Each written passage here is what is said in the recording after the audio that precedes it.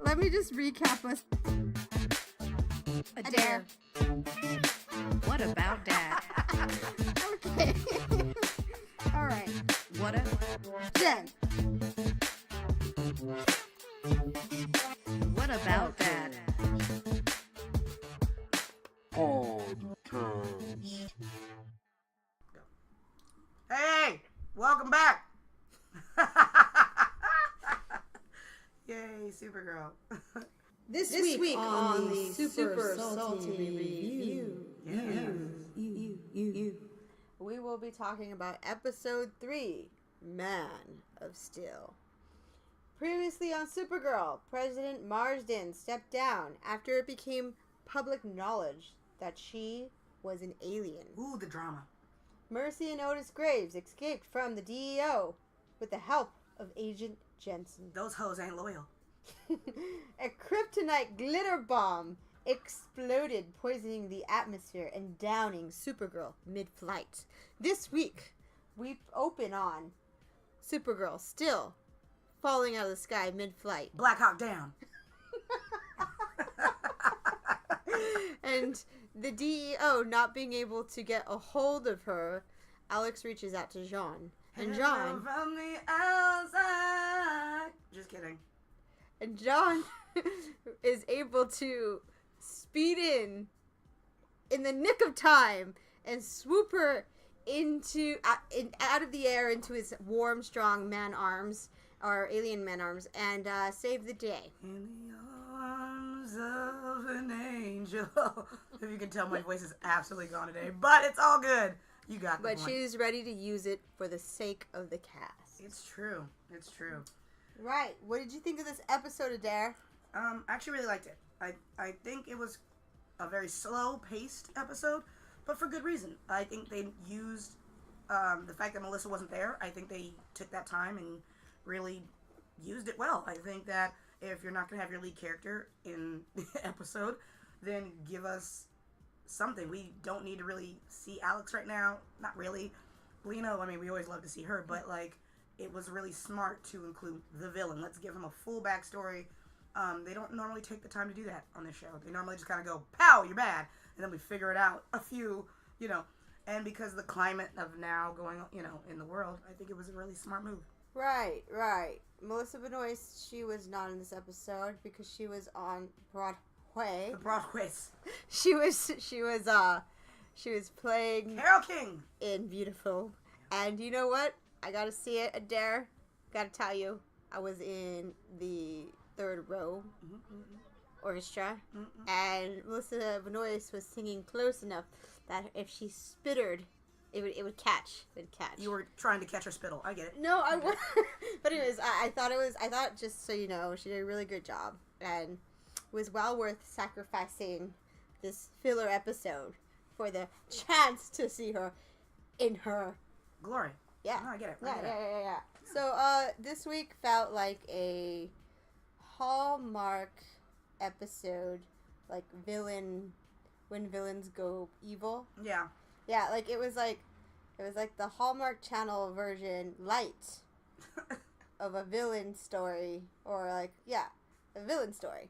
I thought that this was I agree with you entirely. They really seized the opportunity to create and cultivate this season's big bad, and I felt that it was it just shows you where their priorities are, because they could have taken the episode and written into like a James heavy episode. Let's reset this character. Yeah. Let's own the James narrative. Let's give him an episode early on. We got nothing this week. We don't even have the star of the show this week. Why? Let's focus on some character development of our main cast, some who have been sorely needing it. But rather than doing that, they're like, no. Let's just focus on Agent Liberty.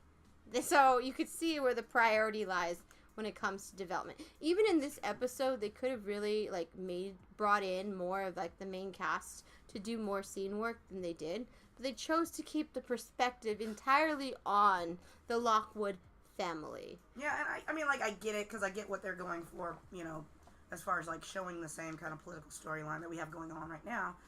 And I mean, I think it was a smart way of showing that you could be a hateful person, and you might not have started off that way, you know? I just feel like the plight of the white middle American man has been well documented in Vox, Washington Post, New York Times, Washington Examiner, the Federalist Papers, Axios, Political, The Onion. It's been well documented. You know, like Hillary Clinton literally wrote a book called What Happened. Well, I mean, like, I think that people forget, though, that the reason why, like, obviously, yes, it's documented, but I don't think people really get the idea that sometimes hate isn't from just hating. It's, in a way, circumstantial. Like, if you keep getting hurt by a group of people, when you, first you were like, oh, I'm cool with these people, but then just life, you keep getting hurt by these people over and over in different ways, different forms. Eventually you get a bias. You end up getting what do you call it? Not what's the word I'm looking for? Not racist. The other one. You evolve into your bias. Bias, evolve yeah. into your point of view. Yeah, exactly. You know, and then when it becomes seething, then you start showing like a hatred because now you're just hurt. You know, and so like I've always said this. Like I'm not a huge fan, obviously, of people who voted for our current situation. But I do get that some people did it out of fear. They did it because they were hurt and they genuinely thought that was going to help. And I can't be mad at them for trying to find a way out or hoping, you know, whatever.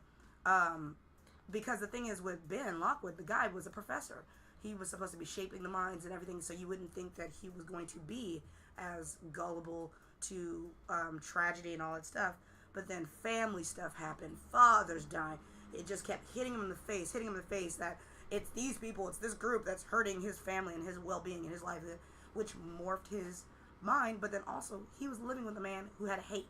He didn't have a real reason to be upset at aliens, but he made one. And he told his son that narrative. And then he got used to it. Well, that was his brother. George was his brother. True. Okay, but, like, you still teach that, you know what I'm saying? And you snide comments from your dad, though. Lockwood had snide comments the whole time. It was like, these aliens, this, that, and the other. And it just kept piling up, you know? I just feel like, okay, so this episode chronicles the radicalization of Ben Lockwood, tracing back from season 1 with President Marsden. Like, we open on President Marsden announcing the Alien Amnesty Act. And we get the speech that Supergirl gave in season 1. And then we find out later that this Ben Lockwood father owns a steel factory. Factory has been in business for 20 years, and it has a contract with the Luthers. The Luthers have been having them make products for them, so they were, I believe it was contracted by the Luthers, not owned by the Luthers. Yes.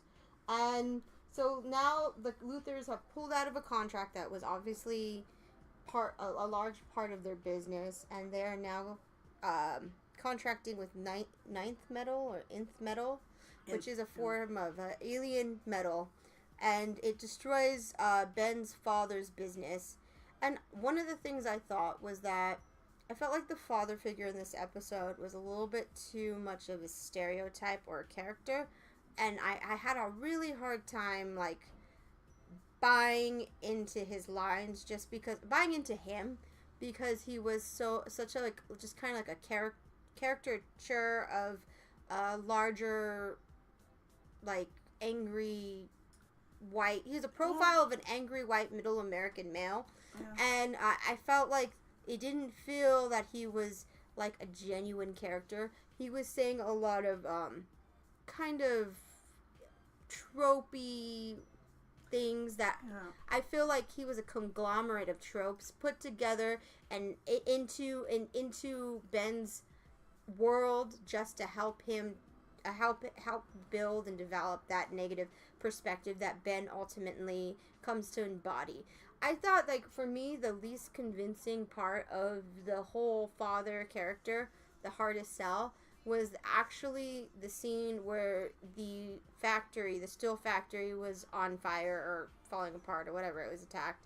And, you know, the Ben father's character is like, "Let me die, son. My time has passed. This has been my life." And I was like, who wants to die in a steel factory?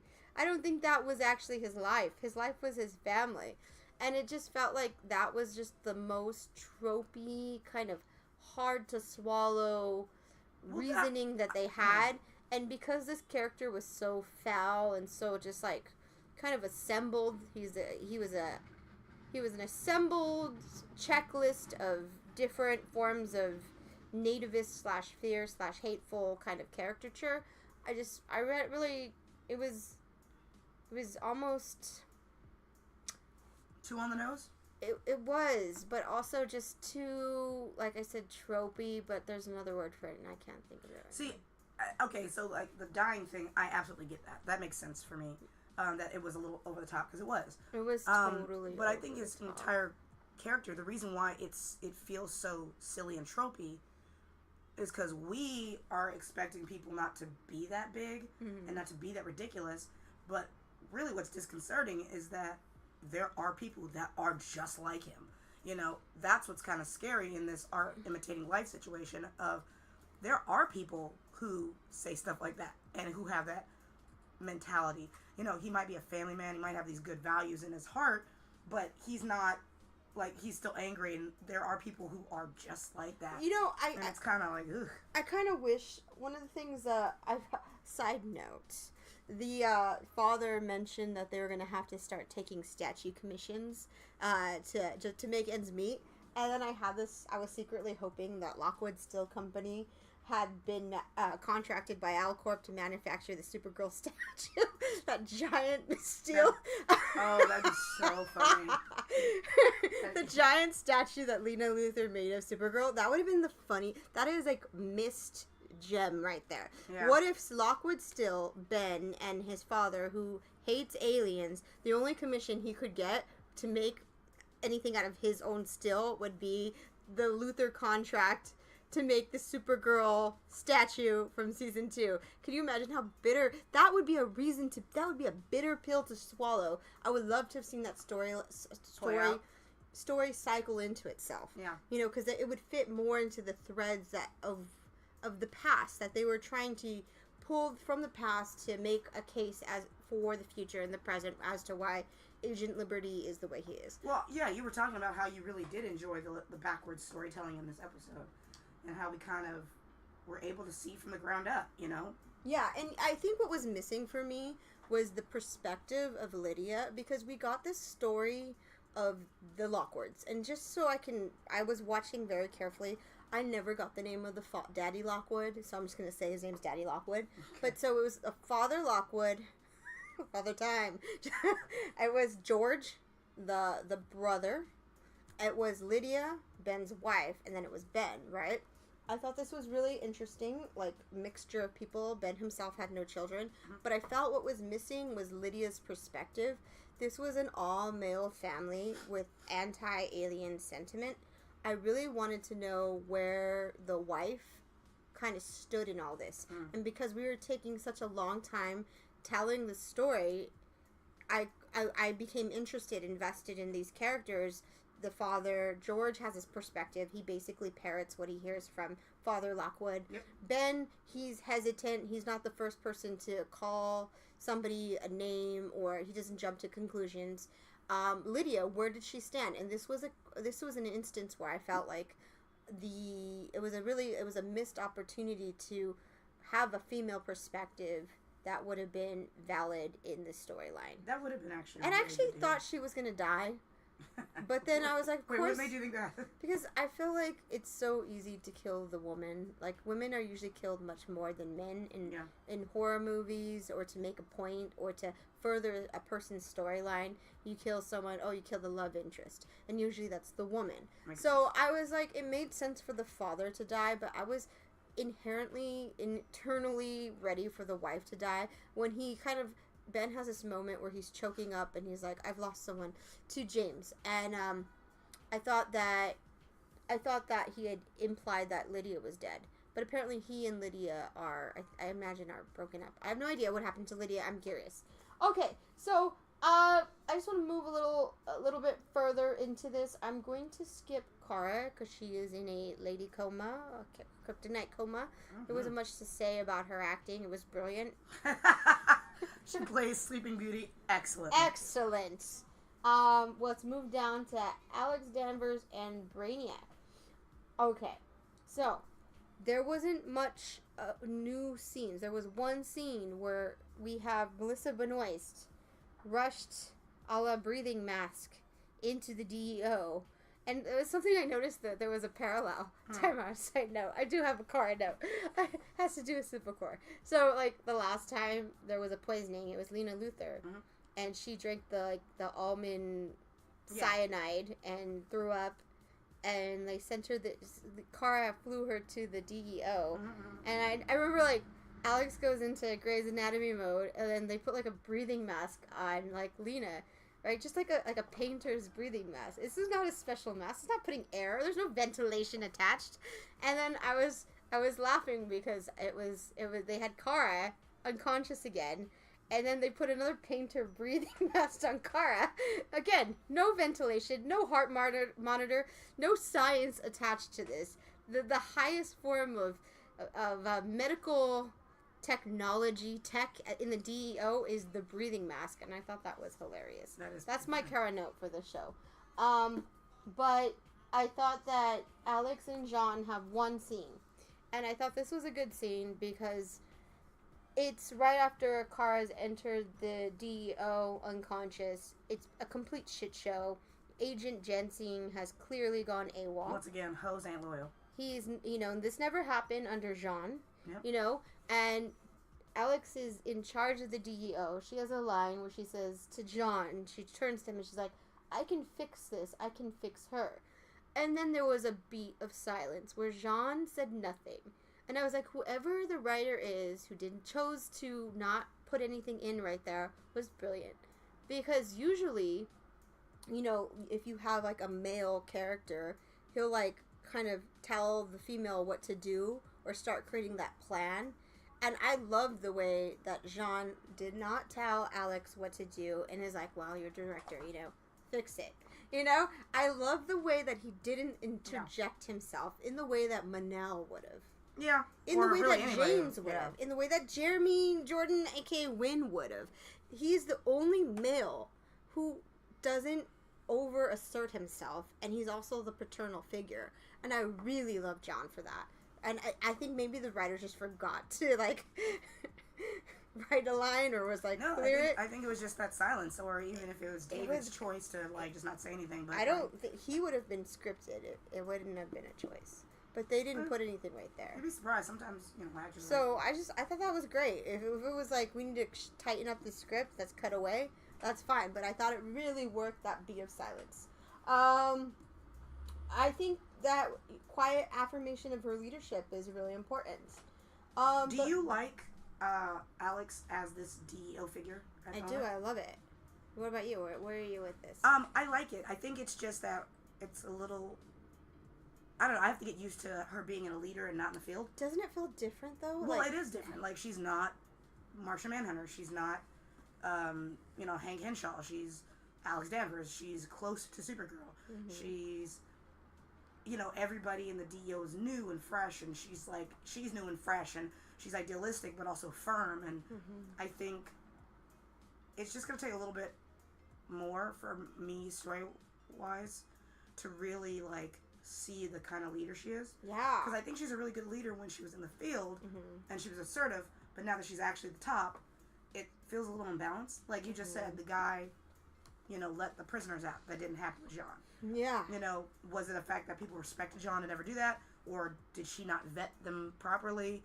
Or, like, what's the deal? So... that would be a fabulous Alex-centric episode. I would love that episode. Just something, like, I just want to see her mentality. Because before, it was like, I want a kid and have a life and blah, blah, blah. But we still have to set her up as a leader. Like, we've seen her as a leader in the field, but not running something. So, before she gets her kid and her happy ending, and, like, I can't wait to see Alex dating again, but I want to see her leading, yeah. Truly leading, and showing that she's a badass who who is a scientist. Mm-hmm. The thing is, people keep saying Lena's the smartest one in the show. She technically is. But then it's actually Alex. Education. Although I don't know when.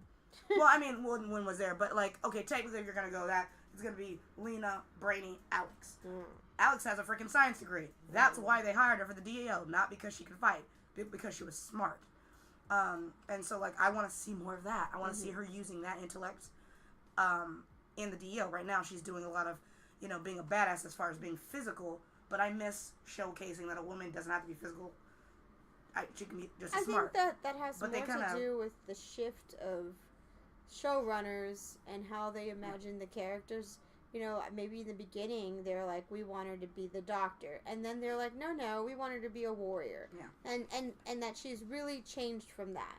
I thought that I really loved seeing Alex continue with this ever-growing evolution of her leadership in this episode. Yeah, I'm here There for wasn't too much from Brainy this episode. Is there anything about Brainy that caught your attention? Not really. I do have one thing about Brainy, and I will talk about it in a moment. Okay, one person I do want to talk about in this, and I'm going to go out of order, is James. I felt like there was an opportunity for James to really have some interesting... I felt like we could have used a few more interesting scenes between Ben Lockwood and James, because I really would like to see James more as a leader of Catco or a voice of media, and why he know more about what they're publishing, and, you know, are they biased, are they not biased, where James has been so neutral on this and so out of control and out of power, there's no agency, that now where this could have been like a really great opportunity to further Catco's storyline, further the pedestrian world through James telling a story of, you know, this Ben Lockwood being upset with him for bearing stories possibly, or, you know, are they biased? Is Catco, right. You know, and James is a reporter. I'm doing that in quotes. He's a photographer, whatever. Who's, you know, that. Okay, yes, that's the thing that really pissed me off. He's the photographer who's now running Catco. Yeah. He's not qualified for the job, which apparently seems to be a thing, and he isn't doing any more work to be better at leading Catco. Like, he should be asking those questions. Are we biased? Mm-hmm. Now that I'm at the top, let me look at the paper. Let me look at where we. What are we printing? And here's the thing: they used to be like a Vogue magazine, and now they're a paper. So just so you know, it's. Well, I mean, like, yeah, there's, but it's like you can do that. Like, I thought it was Facebook, and then now it's a magazine, and now it's a newspaper. They've been really unclear about what kind of media. Yeah, and it was like at first like journalism. I mean, you're like, okay, fine, but like now it's get it together, James. I felt like. And then the other thing about him that makes him really interesting is that James is the human who is a hero, and I really like that Ben Lockwood, you know, had a connection to Guardian, and I loved his perspective of Guardian. Mm-hmm. I would have liked to have seen James's perspective of Guardian and what he thinks about being hailed as a hero by these seemingly alt-right kind of people in society. And that was a perspective that I feel like was missing, because we again got a lot of what Ben thought, but we didn't get really what James thought, and that could have easily have been a scene included in this episode. But ultimately I think that Agent Liberty's stuff makes James' stuff kind of slightly more interesting in its own right, and I could see the opportunity for them to finally develop James into that character. And every time we talk about James, I really try and give him a fair shake. Mm-hmm. In the capacity that you tried to do that with Manel. I haven't been so hateful of James as I once was of his Manel, his friend. So I feel like you could have really done a lot with James in this episode. He wasn't in a Broadway show. The actor was like, you know, ready to work. Mm-hmm. Okay. Let's get on with it with Lena Luthor. What do you think about her stuff in this episode? I mean, let's be honest, it's Lena Luthor, so I'm here for it. Katie really just gave McGrath, as she said. She was like, it's Groth. It's like a burp in the back of your throat. Yeah, Groth. Which I think the fact that she was like, I just want to go on record to say that you're saying my name wrong. I appreciate that. She was fabulous and on point. She said, don't go down this line of hate. You're going to end up like my brother. Oh, I think that when talking about Ben. Gotcha. Yeah, when talking to Ben, I think it was very triggering for her band a little bit, and honest because she was dead right. He ended up being the Lex, you know. Lena Luthor reminds me of Cassandra of ancient Greek mythology. The woman who had the ability to see into the future, could see that the Trojans were going to be destroyed by the Greeks, and could see predicted it, and still nobody believed her. Yeah. She's constantly a force of somebody who's saying the right thing at the right time, and nobody takes her seriously or believes her. Yeah. It must be a real frustration to be the smartest person in the room. Yeah, I know. Yeah, it's like, oh my god, no one's listening. Even Brainy, who has been to the future, cannot predict what Lena Luthor can. Because she's seen the base of humanity. Yeah. So I thought that the wardrobe of the week really belonged to Lena. Oh, of course. I was just telling you off the cast, this woman slays the word extra. Like, sure extra, extra, extra. Like, her outfit at the funeral was just amazing. And it was just simple black shirt, black dress, but it was the shade of the lipstick. That unless you have another outfit that you want to contrast. I mean, I'm loving the vampire chic thing. Vampire chic. That like black burgundy lipstick. Yes. Oh yeah. I thought also like the hilarious little suitcase pocket. What was that? It looked like my Apple TV. It's a whole like 18-letter word name. Oh, I got it. That was what I pulled up. So apparently, I'm gonna say Lena Luthor because I don't think Katie McGraw would actually do this. But Lena Luthor carries a radiation control proto-environment housed in a vacuum-sealed mechanical exoskeleton contained in 2mm disc Power Ranger suit. And it also comes fully equipped with the House of Al emblem on it. So Kara Danvers was poisoned this week. Alex had a moment where she was talking to Brainiac, and Brainiac was just like, there's a 99% chance that Kara's gonna die, and nobody in the fucking universe knows what to do about it. And then Alex Danvers was like, we gotta call somebody. And then the cut to scene was fabulous of Lena Luthor entering stomping in to save her life. And then her line was the best. It was like, where is she? You know what I actually loved? I love this little this Agent Corp moment. Yeah. When, Alex is like, I know, you guys don't get along, but I'm so glad that when she needs you, when I need you, or whatever it was, she needs you, yeah. I was like, oh, she was like, because it's important to me, us, me, she like really specified. Yeah, she said it's important to me. Yeah. And right there, how personal Alex made it, it's like, how could you not know that was in Kara? Lena Luthor knows Alex Danvers works as an FBI for the DEO. Yep. She also knows Alex Danvers is Kara's older sister, And why would Alex Danvers be so upset and concerned for a girl who looks just like her little sister without glasses and fat hair? Yeah. So and then I loved it where Lena Luthor was like, I mean, I act like it, but I care, and it was just like, I was like, we know how deep you care, Lena Luthor. You have this little Power Ranger suit in your purse at all times. She just has it ready to go. It was like in her purse at Alcorp. Like when she goes to lunch, it's in her purse. And so I loved how, she puts it on Supergirl's unconscious form. This suit just like unfolds like an origami. And it's just like a symbiote / origami thing. It just like perfectly fits Kara. It happens to be red and blue. Coincidence? I think not.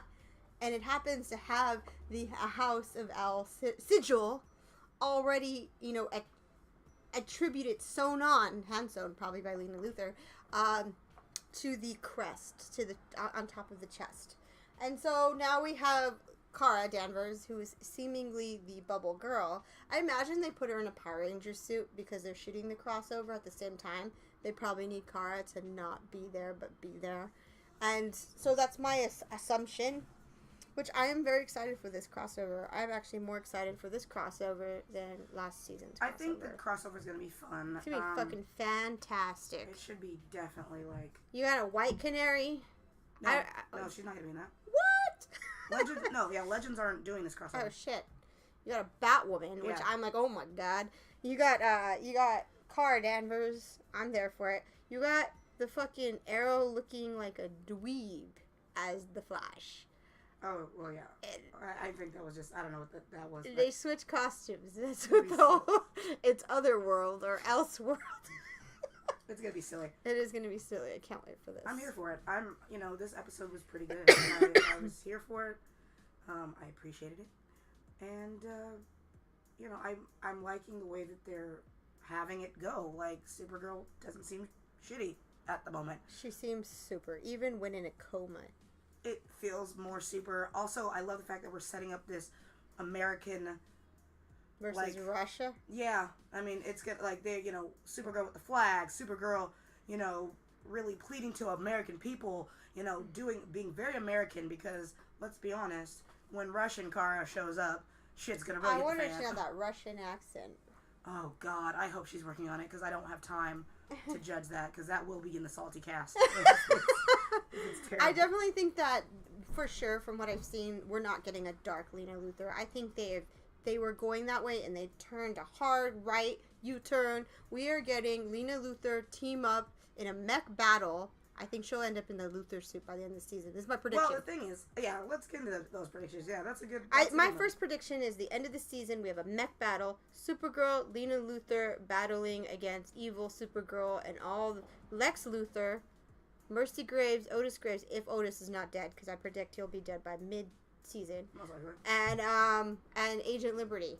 And Agent Liberty will have some sad sack storyline about how he's not that bad. Maybe he'll even flip at the end.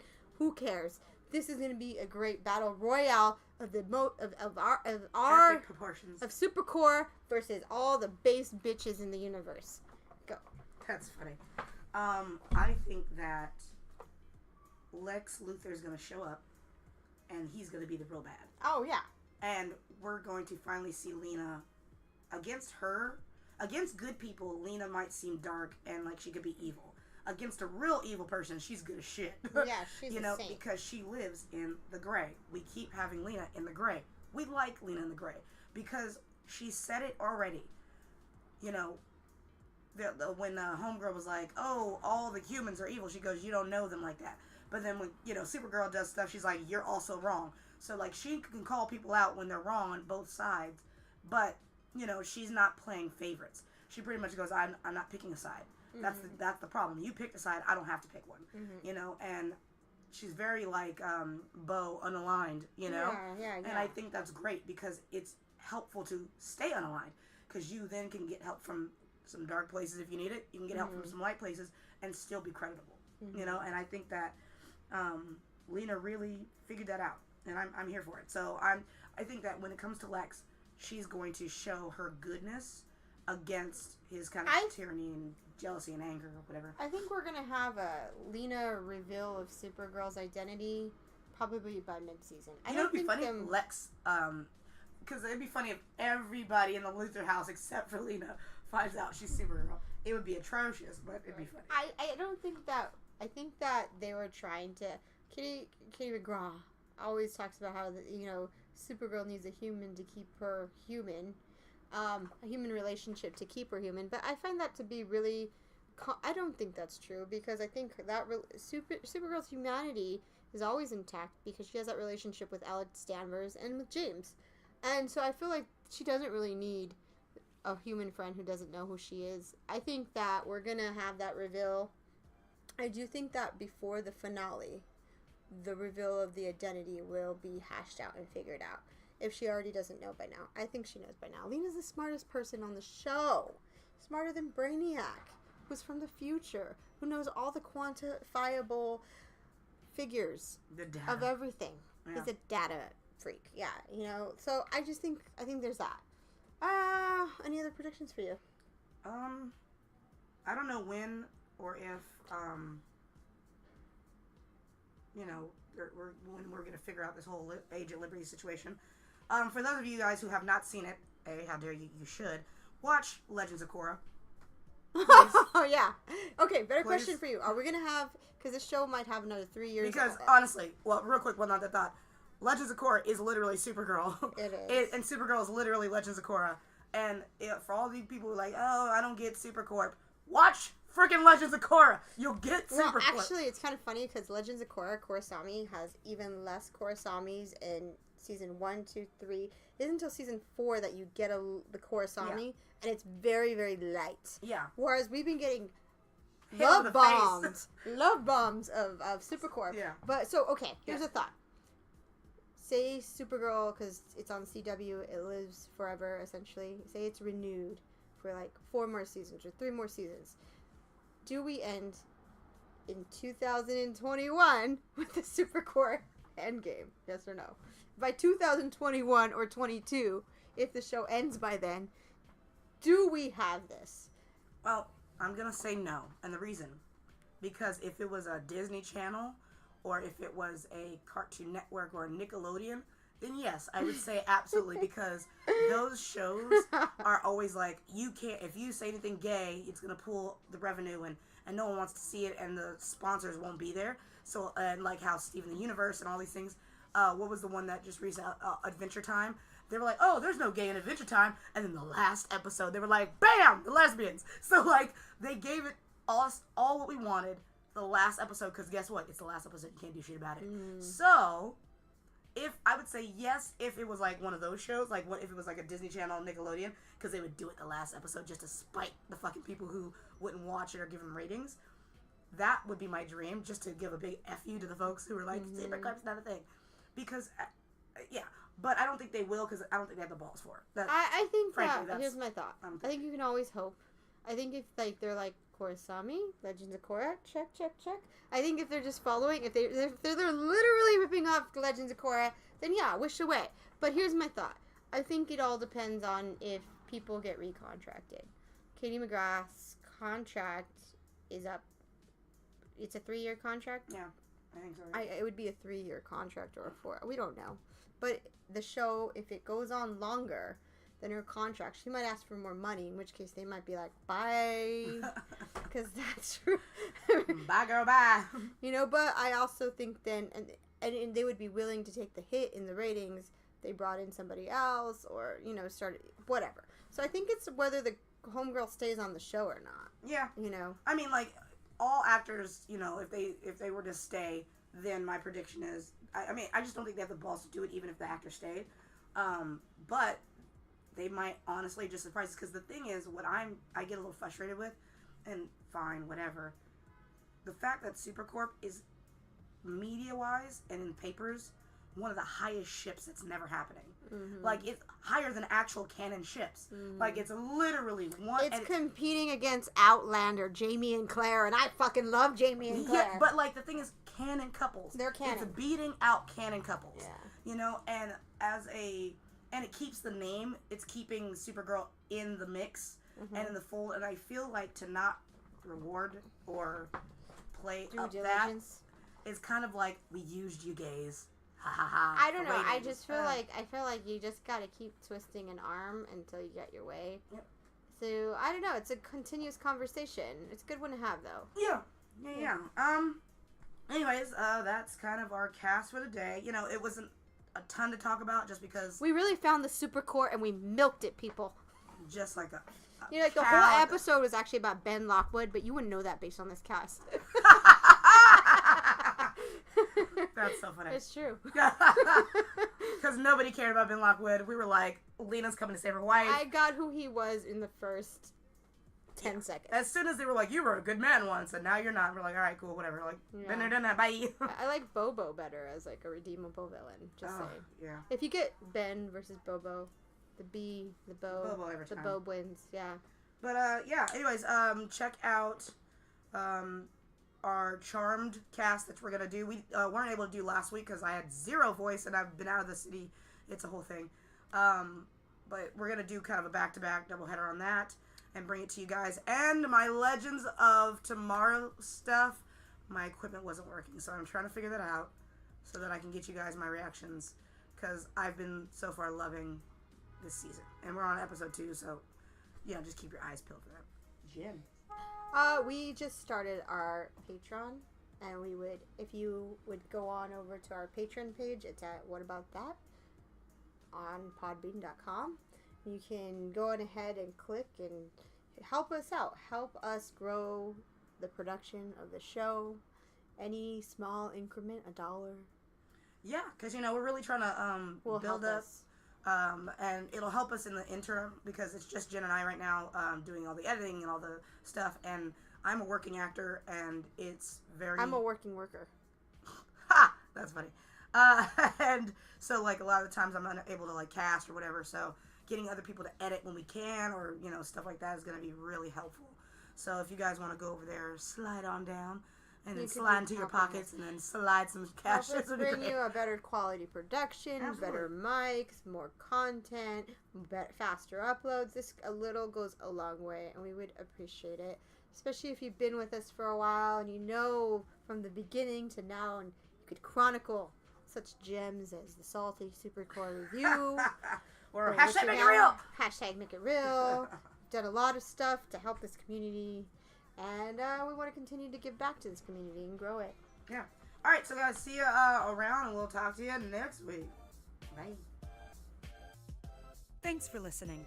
And if you want to take us on the go, we are now available on Podbeam, Spotify, iTunes, iHeartRadio, and YouTube. And if you want to slide on over to Twitter, make sure you find us at WhatAboutDat. Hope to see you soon.